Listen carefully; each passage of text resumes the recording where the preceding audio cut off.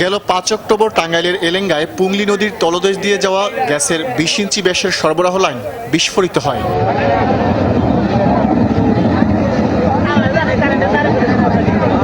এরপর থেকেই টাঙ্গাইলের মির্জাপুর, গাজীপুরের কালিয়াকৈর, চন্দ্রা, শফিপুর, কোনাবাড়ি, কাপাসিয়া সহ বিভিন্ন এলাকার প্রায় ১২০০ শিল্প কারখানার উৎপাদনে নেমে আসে বিপর্যয়। দীর্ঘ সময় পেরিয়ে গেলেও সুরাহা না হওয়ায় অপেক্ষার প্রহর গুনছেন ব্যবসায়ীরা। আশা করছি যে সরকার তরফ থেকে একজন আমাদের দেশীয় কন্ট্রাক্টরের মাধ্যমে অন্তত যতক্ষণ না পর্যন্ত এটা পার্মানেন্ট সলিউশন আসছে, এই লাইনটা ফুললি রিপেয়ার করে গ্যাসের প্রেশার আবার আগের মতন অবস্থায় ফিরিয়ে আসার জন্য, তো ততদিন পর্যন্ত অপেক্ষা করা ছাড়া আমাদের আসলে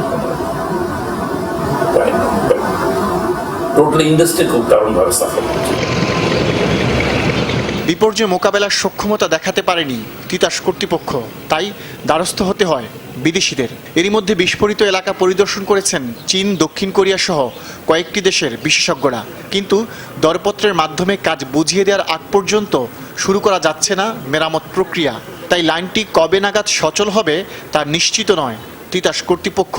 কাজ শুরু করার জন্য আমরা এদের সাথে কথা বলছি, আমরা বিভিন্ন বিশেষজ্ঞ ঠিকাদারদের সাথে কথা বলছি। দেখা যাক, আনুমানিক বলতে এখনো শেপে আসে নাই, আমরা ওদেরকে নিয়োজিত করার চেষ্টায় আছি।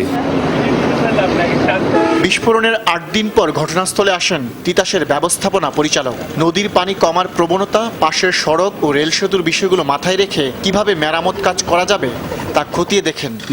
আমরা দেখতেছি আরও যারা আসবে মাঠ পর্যায়ে ওনারা করবে, আমরা দেখতেছি কি করা যায়, আমরা দেখতেছি। এটাই ব্যবসায়ীরা তো হাহাকার করছে কি, মানে এটার জন্য একটা দুর্ঘটনা ঘটলে আমরাও হাহাকার করতেছি। এমন বাস্তবতায় বিকল্প ব্যবস্থা করতে কাজ করছে তিতাস কর্তৃপক্ষ।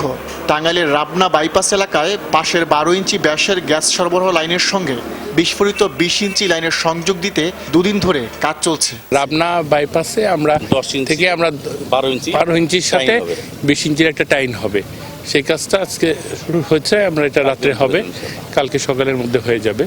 আমরা ফাঁকে অন্যান্য জিনিস একটু দেখতেছি। সেটা হলে কি হবে? ধন্যবাদ। হলে তো আপনার গ্যাস একটু বাড়বে। গ্যাস সংকটে তৈরি পোশাক, টেক্সটাইল, স্পিনিং, নিট কম্পোজিট, ওষুধ, সিরামিক, লেদার, রিরোলিং জাতীয় শিল্প কারখানাগুলো বেশি সমস্যায় পড়েছে।